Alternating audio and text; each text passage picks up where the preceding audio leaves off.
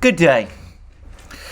My own opinion, for what it's worth, is that yesterday, Monday 24th, was the tipping point in this latest non-crisis around Ukraine. It is the day when the narrative of the imminent Russian invasion began to unravel. No narrative which is based on fabricated facts can survive indefinitely the light of day, and it seems to me that this particular narrative is starting to fall apart.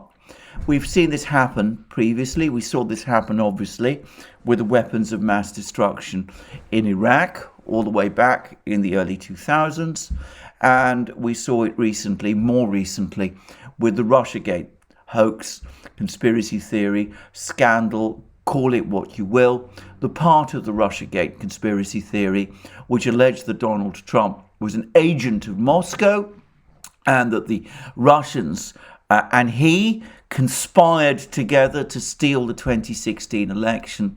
That particular narrative has disintegrated. Also, I'm going to briefly say that, as with those two previous narratives, the one about the weapons of mass destruction in Iraq and the business of the Russiagate scandal, so in this case, this particular story about the imminent Russian invasion of Ukraine, I think, like those two other stories, one will find one day when the facts are delved into more deeply that there is a British point of origin. I'm very much coming round to the view that a lot of this hysteria that we've heard over the last few weeks originates in London and with the British intelligence community, and that it has been passed on to the United States, specifically to the CIA, and has been ventilated and spread there. Anyway, that is something to discuss another day, most probably, in a program I am intending to do on our Locals platform, an exclusive program I'm going to do on our Locals platform. But let's first of all talk about the events on Monday, because Monday was supposed to be the day when the collective West, as the Russians now increasingly refer to it, all the disparate parts of the Western alliance were going to come together, make a show of unity, put the Russians on notice about the strength of yet Western unity and the strength of Western resolution. And of course, that did not happen.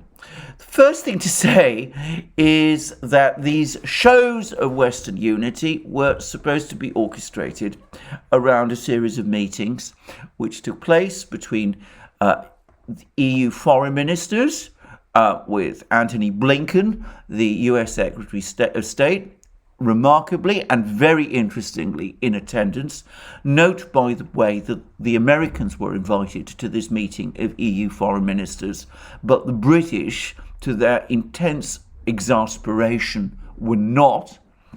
And then there was a follow-up meeting, a virtual meeting, a video conference, bringing together the President of the United States, Joe Biden, and the various leading figures of the Western alliance, Boris Johnson, Olaf Scholz, Emmanuel Macron, Mario Draghi, and of course, inevitably and unavoidably, people like Stoltenberg, Ursula von der Leyen, Charles Michel, and the rest. Those people, the people who represent the various bureaucracies, they actually add little added value to these kind of meetings, but their presence now is mandatory because they become extremely disturbed and upset if they are excluded from these meetings. And directly after that meeting, this this video conference, which lasted around an hour and a half, we had Joe Biden, the President of the United States, coming out and saying what a wonderful meeting it had been, how everybody had come out of it completely united, and how the West has come together to face down the Russians and the Russian threat.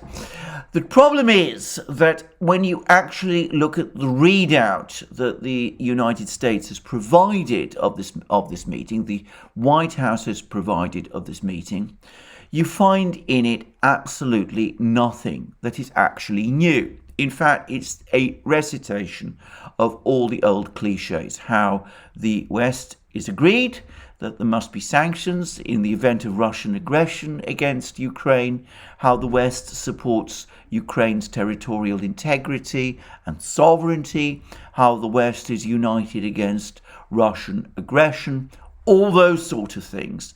But there is actually nothing in this readout that departs from the usual tropes and cliches. It does, however, make clear that diplomacy continues to remain the preferred choice, and we understand, or at least it's been confirmed by other sources, that in fact much of this discussion, which as I said lasted for 1 hour and a half, which by the way is not a long time given the number of people who attended this meeting, that most of this discussion centered around the United States' preparations for the responses, the written responses that they promised the Russians that they will give to the Russians this week in reply to the draft proposals for a reconstruction of Europe's security architecture that the Russians proposed some weeks ago. So this meeting, which was intended, as I said, to showcase Western unity, was really more a briefing meeting, a meeting where the Americans provided details of their preparations, their work on responding to the Russians, and sought feedback from some of their European partners as to what they should place, what they should insert in these responses.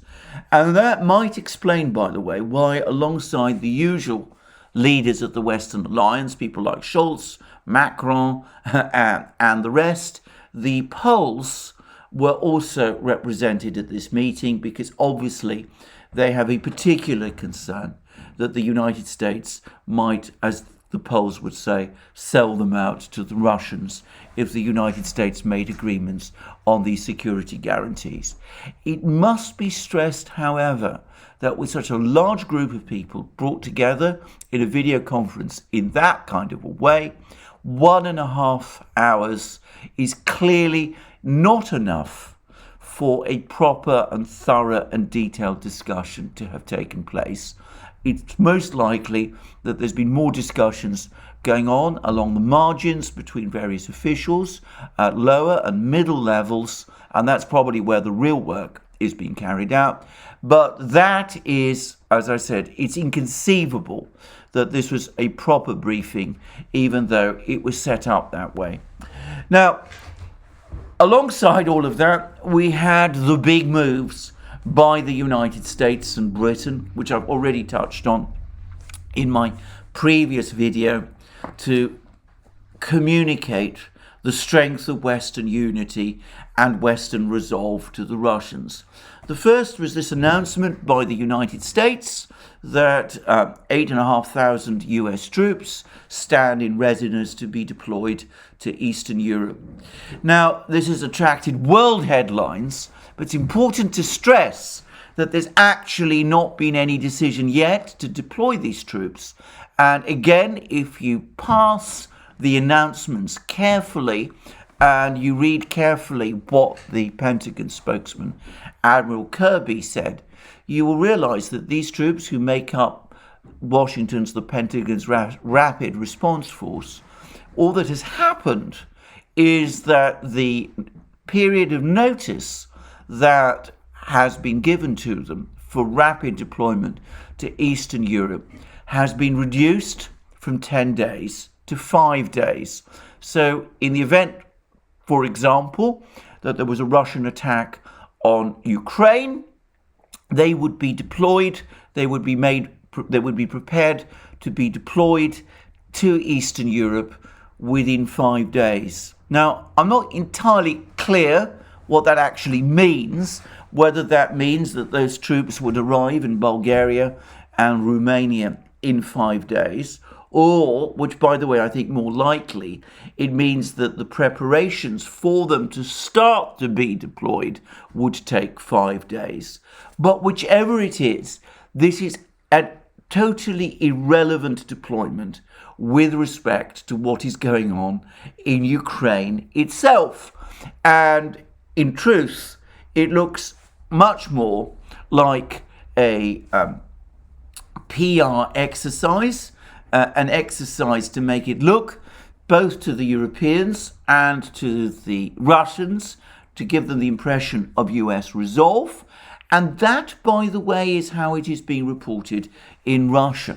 The Russians, far from being intimidated by information about this deployment, are simply shrugging their shoulders and are saying that actually it doesn't really amount to very much.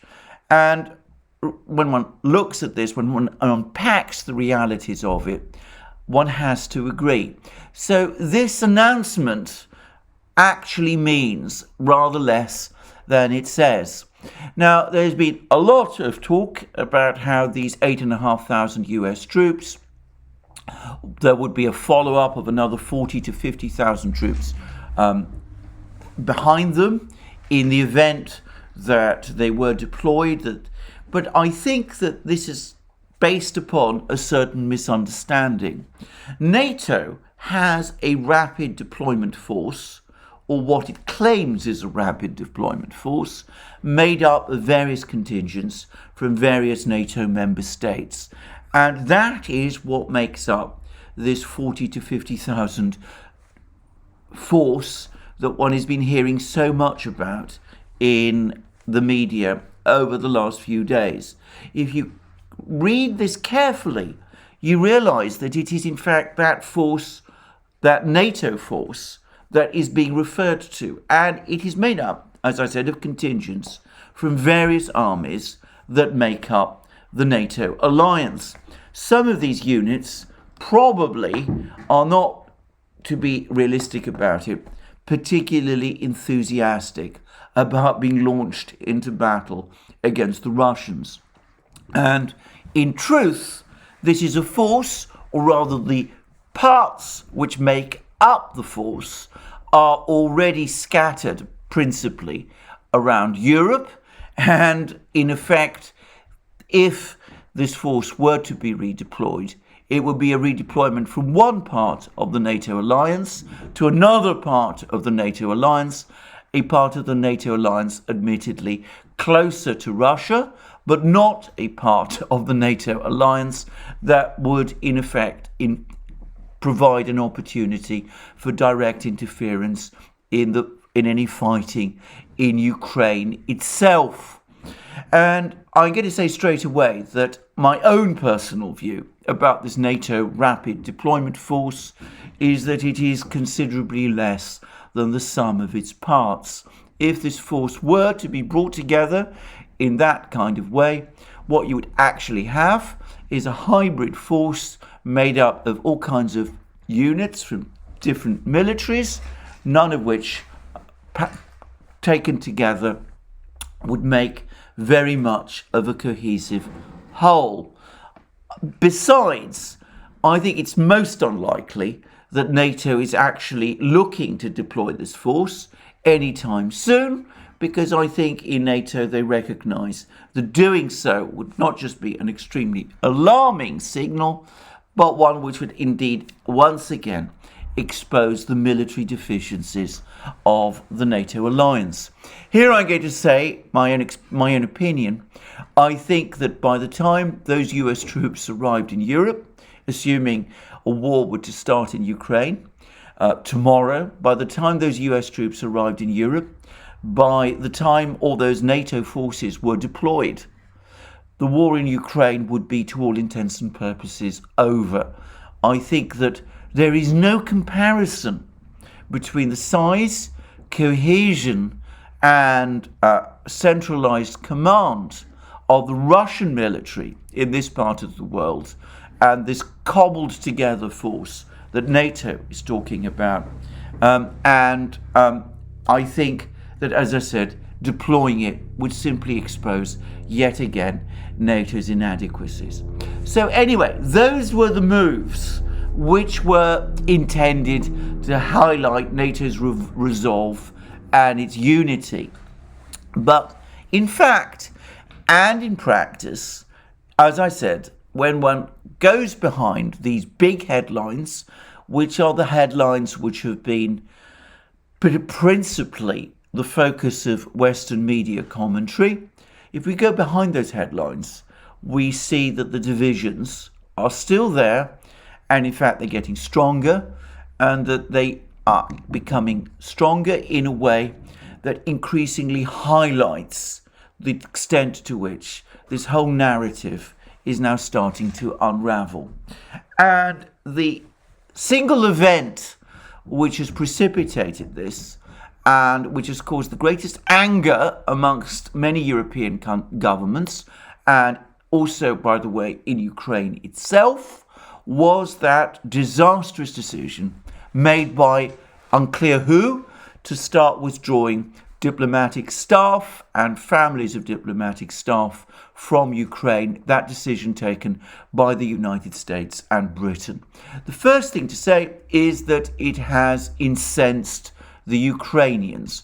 We've had a statement from President Zelensky of Ukraine, who met with his National Security and Defense Council, and he said, this is the quote that I have, "There is no reason for panic. The key and that an invasion, it turns out, is not imminent at all."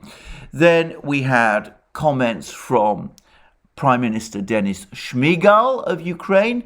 The key message is not to panic. And the head of Ukraine's National Security and Defense Council, its secretary, Alexei Danilov, has said that I ask everyone to be calm. And Danilov went on to say that he saw no evidence, no basis for claims of an all-out impending Russian invasion. And then we've had some even more sarcastic and irritated comments from other Ukrainian officials.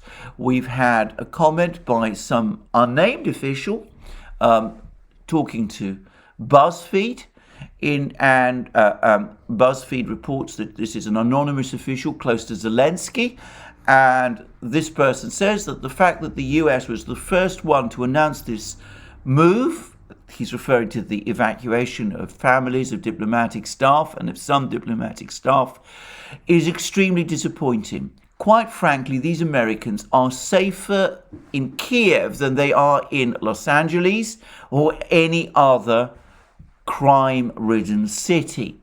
The Ukrainian Foreign Ministry has now tweeted that the step to evacuate embassy personnel is premature and an instance of excessive caution. And then, really rubbing it in, Danilov, as I said, the secretary of Ukraine's National Security and Defense Council, then gave an interview on the BBC, an interview, by the way, which so far is only available, or at least I've only been able to find it, on the BBC's Ukrainian service, in which he said that the Russian invasion is really, or the stories of a Russian invasion are the product of domestic political events in the West. And he went on to reiterate that number of Russian troops near the border is not increasing, and that they have maneuvers there, Russians have maneuvers there all the time. And then Danilov even went further and made a comment which almost exactly repeats comments that the Russians themselves have been making about their troops in European Russia. This is their territory. They have the right to move left and right there. Is it unpleasant for us? Yes, it's unpleasant, but it's not news to us. It's news to someone in the West I apologize. So there we see the Ukrainians going out of their way to cast doubt on all this story about an imminent Russian invasion. And that was all comments made by Ukrainian officials on Monday. Earlier today, the Ukrainian Defense Minister, Alexei Reznikov, has also come forward and said that he has received no information so far indicating the possibility of Russia's invasion of his country in the near future. And he's reported as saying, as of today, the armed forces of Russia created no strike groups. That, by the way, directly contradicts a claim made by British Prime Minister Boris Johnson, who claimed that the Russians have created 60 strike groups in order to invade Ukraine. The Ukrainian Defense Minister says that the Russians have created no strike groups. And to continue, as of today, the armed forces of Russia created no strike groups, indicating they were ready to launch an offensive tomorrow. We learned that this was given in an interview to Ukraine's ICTV television station, and that Reznikov went on to say that a scenario of a Russian attack in the near future was also unlikely. And when asked about the likelihood of Russia attacking Ukraine on February 20th, the final day of the Olympic Games in Beijing, the defense minister, said the probability was low. So here we see the Ukrainians going ahead and contradicting the entire narrative that we've been hearing for week after week after week about an imminent Russian attack upon them. That is the Ukrainians, and presumably the Ukrainians are being shown by their friends in Washington and London all the intelligence information pointing to this invasion, and they don't believe it. They don't believe that this invasion is happening. It's very remarkable that we hear the British especially, but the Americans to some extent also, talking up the threat and danger to Ukraine, and the Ukrainians, for their part, denying that there is any such danger. Now, it's not just the Ukrainians who are talking in this way. The EU states have pointedly refused to draw down their embassies in Kiev, and we've now had comments from EU officials, including the EU's High Representative for Foreign Affairs, Josep Borrell, a person who cannot by any stretch be described as a sympathizer with Russia, and he now also has come out and said that he gets all the same intelligence that the British and the Americans have, and he and the EU has seen no evidence that a Russian attack on Ukraine is imminent. He has seen evidence of a military buildup, of movements of Russian forces in European Russia, but he sees no evidence that a Russian attack is imminent. And that, it seems to me, is the moment, as I said, when we've seen a clear divergence of opinion from the Ukrainians and the Europeans, who all of whom are saying that they don't understand what the British and the Americans are talking about when they're talking about an imminent war between Russia and Ukraine, an imminent Russian invasion of Ukraine.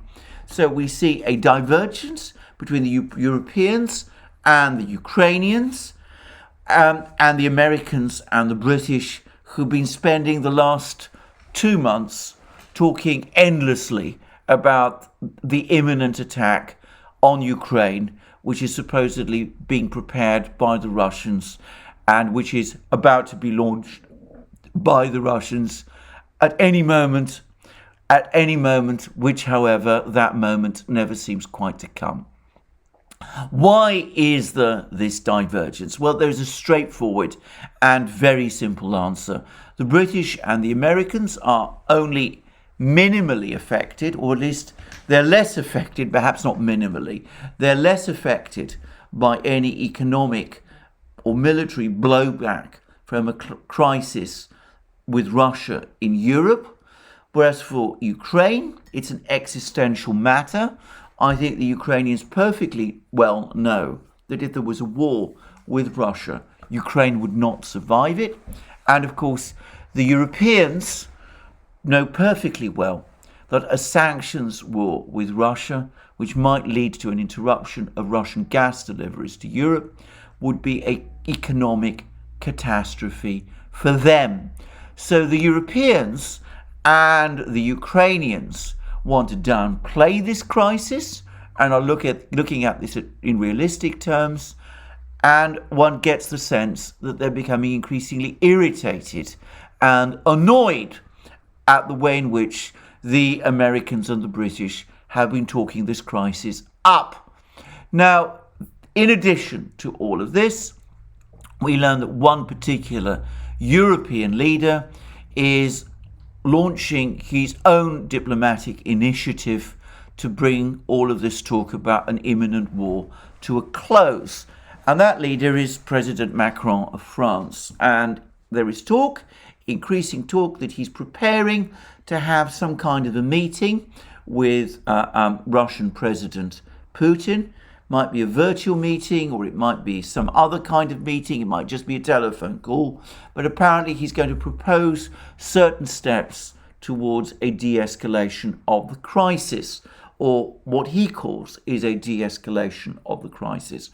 And the format of this is apparently going to be a meeting. The place where all this is going to be ironed out is a meeting which is taking place in Paris under the Normandy 4 group umbrella.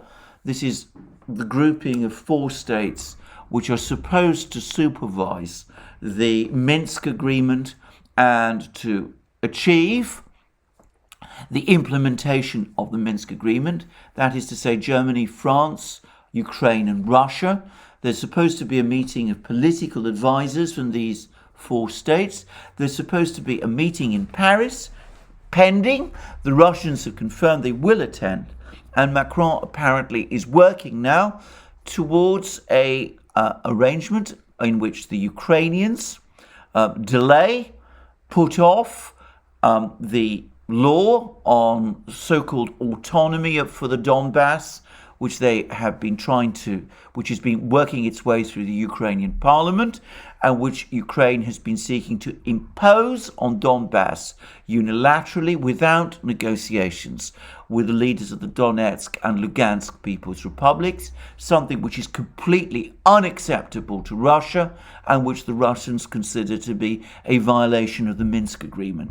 Well, it seems that Macron is putting pressure on the Ukrainians to delay indefinitely that law, so as to allow room for negotiation of that law, presumably with the Russians, but presumably also at some level with the representatives of the Donbass, of the Donetsk and Lugansk People's Republics.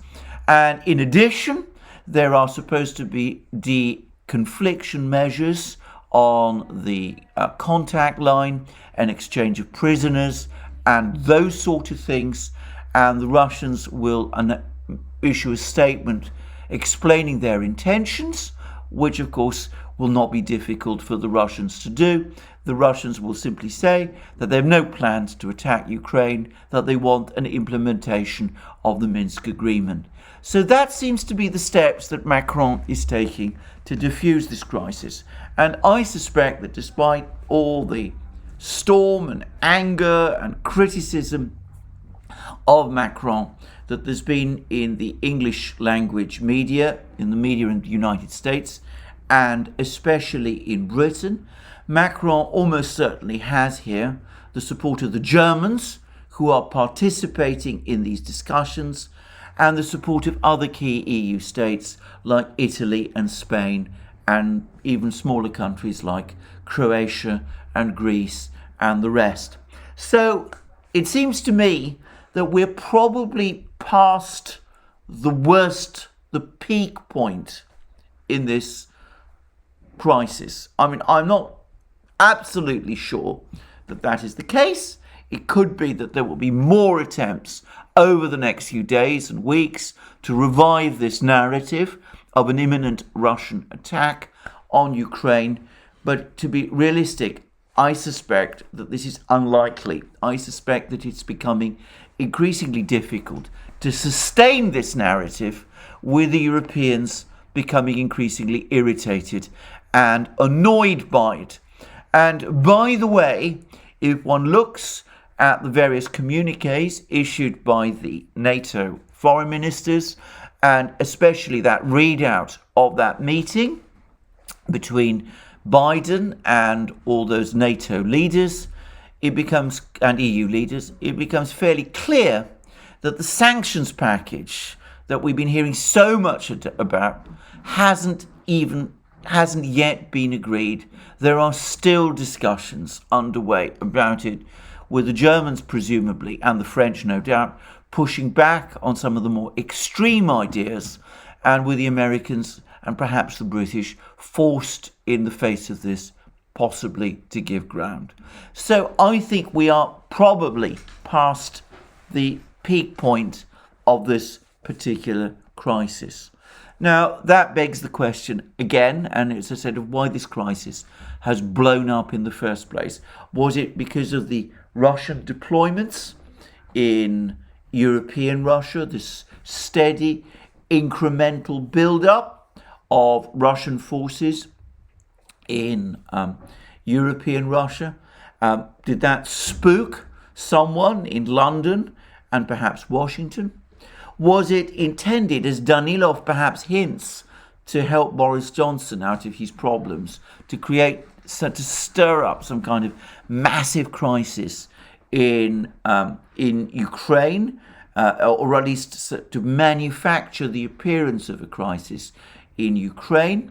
As I've said already, I'm increasingly getting the sense that it is the British who are driving much of this, frankly, hysterical narrative that we've heard over the last few weeks. Or is there some other reason about this? Well, in a future video, I'm going to speculate on what I'm starting to wonder might be another part of the reason for this, and I will say it may be connected to the energy crisis that's emerging in Europe. But I'm going to leave that to another video. Suffice to say that with the Ukrainians and the Europeans now straightforwardly saying that they do not believe that a Russian attack on Ukraine is imminent or even apparently planned, it's going to be extremely difficult for the hardliners in Washington and London to keep this level of hysteria going. I would also add that with the Ukrainians themselves now casting doubt on this whole narrative, it also seems to me that the prospects of a Ukrainian attack on the Donbass are diminishing. Unfortunately, that possibility can never be completely written off. There's always the risk that someone in Ukraine might, out of some kind of panic or anger, decide to launch an offensive like that. But the fact that the Ukrainians themselves are downplaying the prospects of war with Russia, as they see the growing sense of alarm that this is causing in Ukraine itself, that argues, in my mind, against the Ukrainians taking action in the Donbass, which would provoke a Russian counteroffensive, which, while it might lead to military deployments in the Balkans by NATO and EU and US sanctions against Russia, would be disastrous for Ukraine, with those Western moves doing nothing to help Ukraine in that sort of crisis. So my own sense is that this is, as I said, we've passed the tipping point. I'm going to make one very last observation, which is that early yesterday morning, some of the media outlets in the West were talking up falls in the Russian stock market as being connected to the Ukrainian crisis. And there's no doubt that to some extent that might have played a role in all of this. But in fact, what then happened is that story had to be pulled back to some extent as the falls in stock markets began to extend across Europe and began to affect US stock markets as well. For the record, I think that what is causing stock markets around the world to fall is not principally the Ukrainian crisis. And by the way, that includes the Russian stock market as well. What is causing stock markets around the world to fall is the news that the United States Federal Reserve Board is preparing to tighten monetary policy and to raise interest rates. That is causing money from international stock markets and investment institutions. That's causing a rush of dollars, of money back to the United States, which is putting pressure on stock markets in places like Russia and in Europe and elsewhere. And of course, it's also causing stock markets in the United States to fall. The tension over Ukraine, this fabricated tension in Europe, perhaps adds a particular edge to this story, but I don't think it's the main reason and the main cause. Anyway, we will see what happens over the next few days. We will see whether Macron's initiative, his great initiative, amounts to very much. We will see whether the Ukrainians are prepared to do the kind of things that he's asking of them. We will see how the Russians respond to it, and we'll see what the outcome of this discussion that Macron proposes to have with Putin, we will see what that amounts to. And we will also see what comes of the written responses that the Americans are promising to give to the Russians this week to the Russian draft proposals.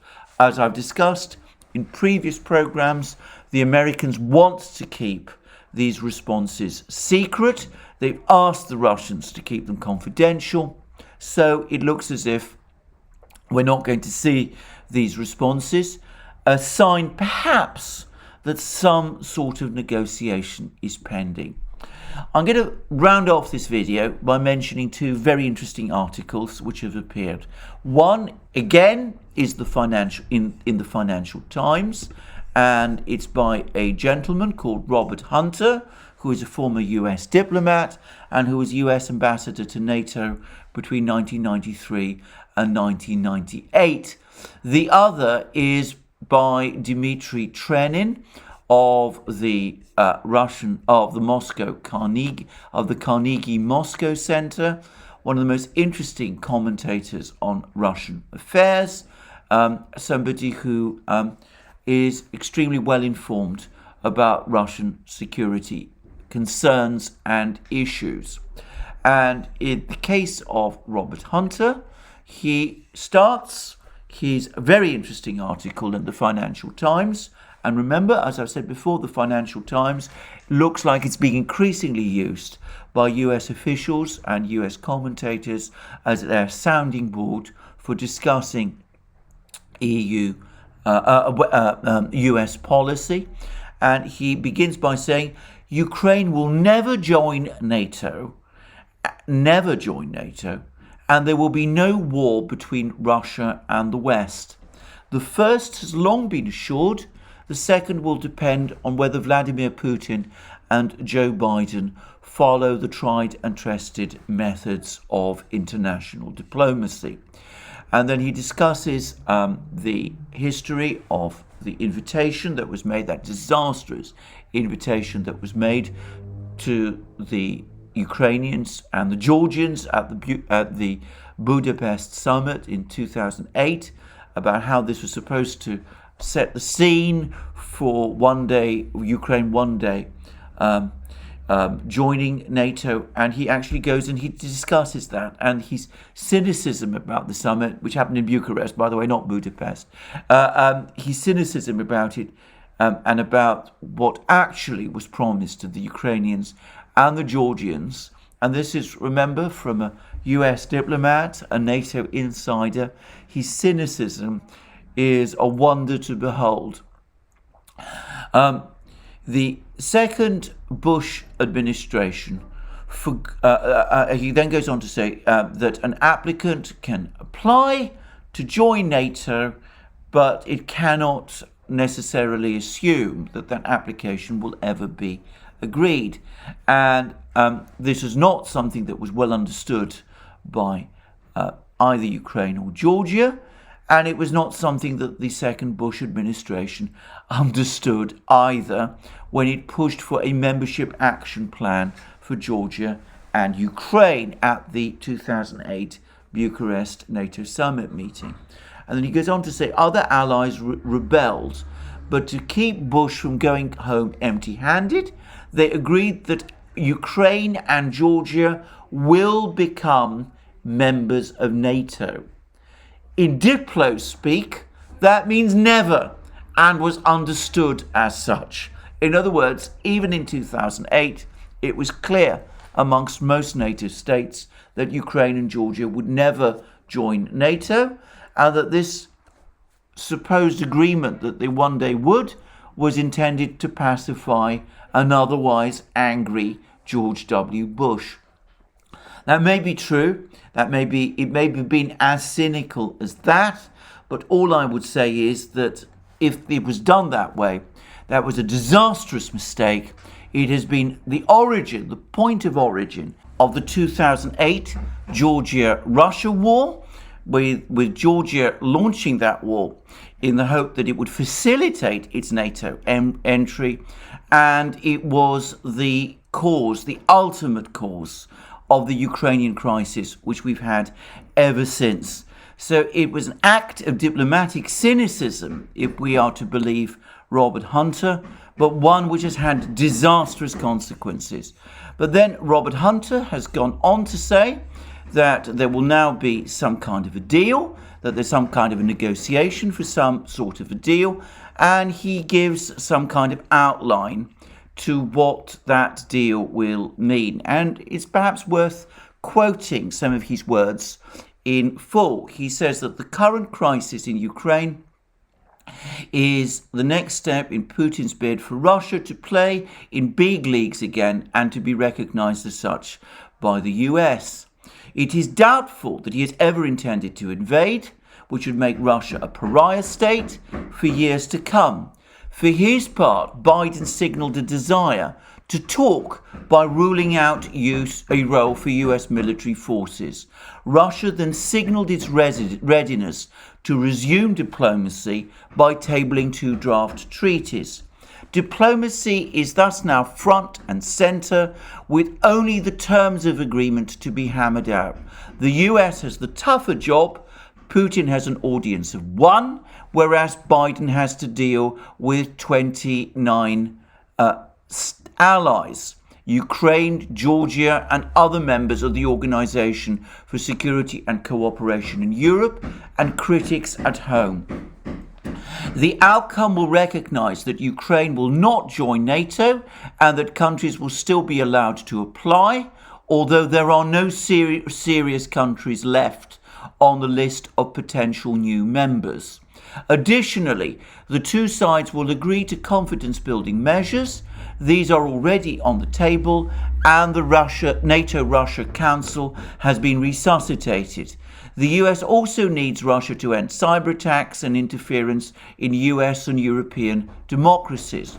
Moscow has already moved to close down Readout, a major hacking network based in Russia.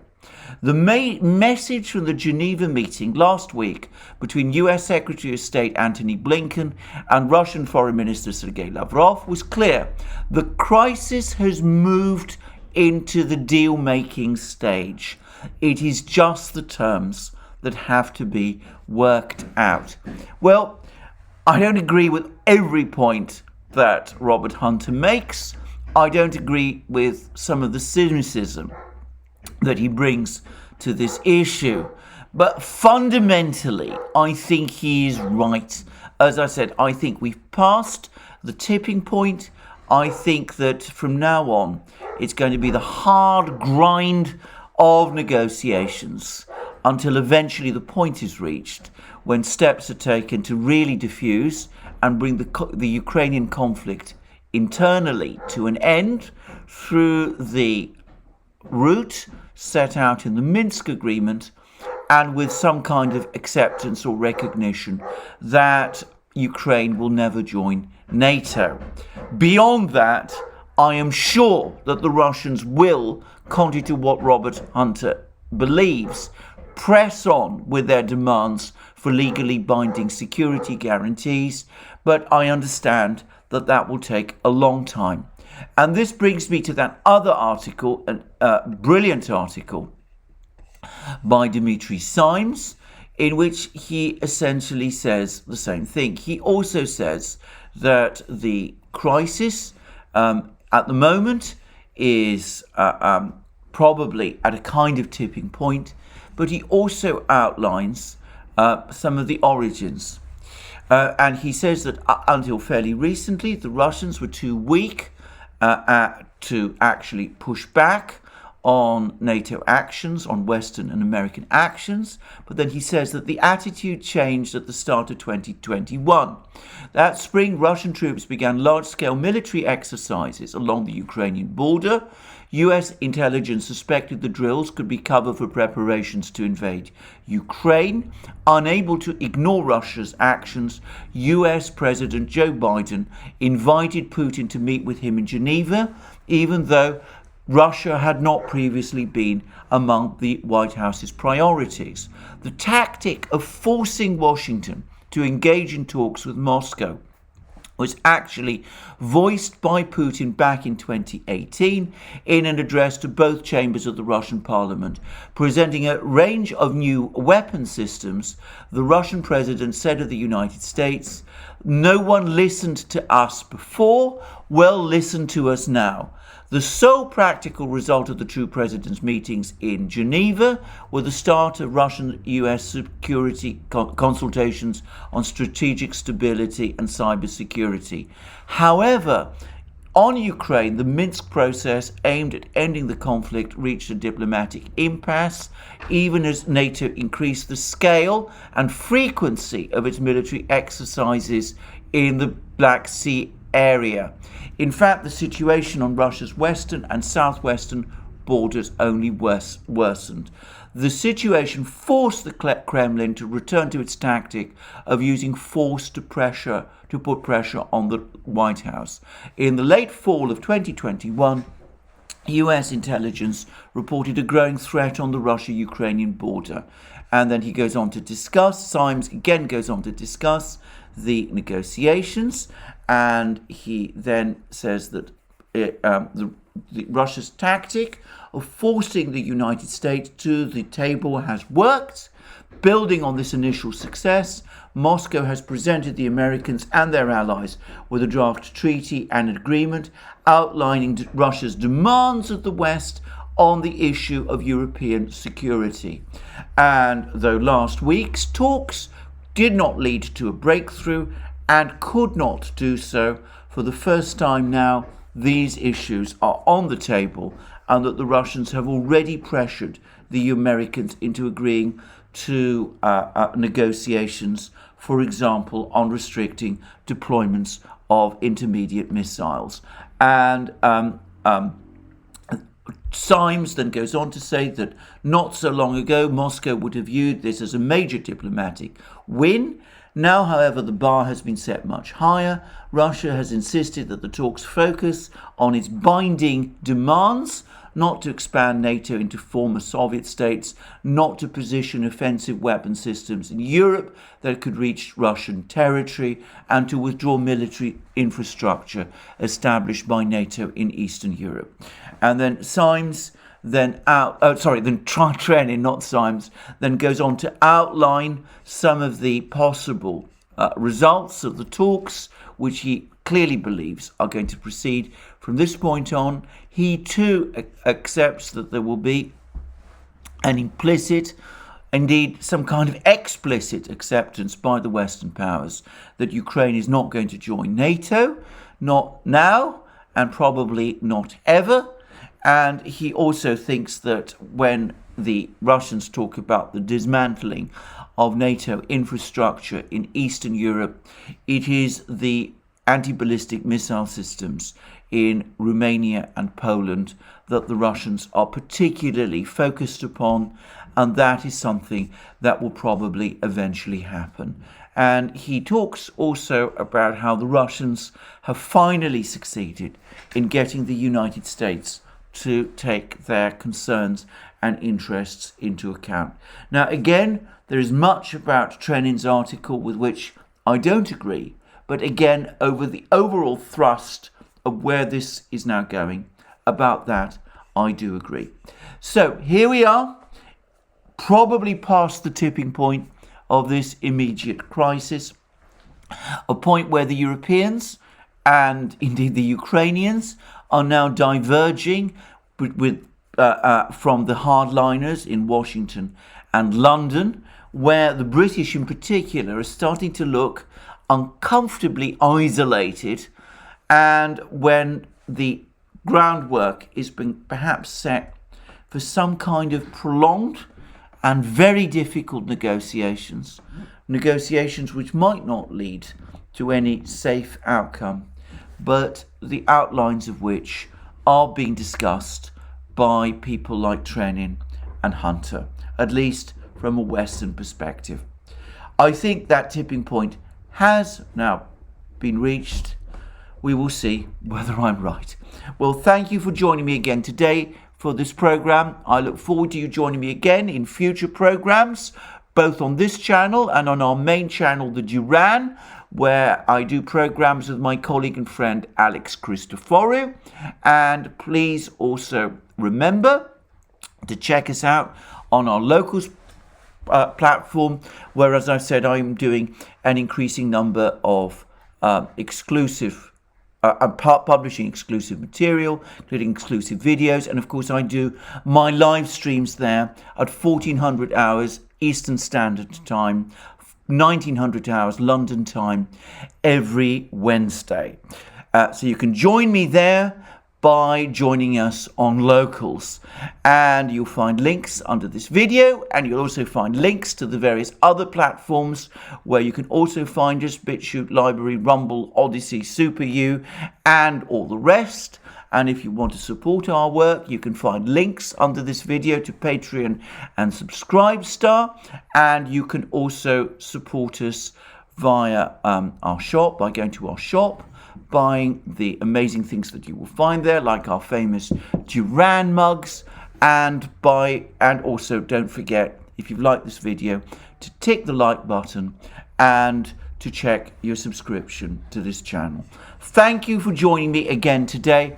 I look forward to you joining me again soon, and have a wonderful day until then.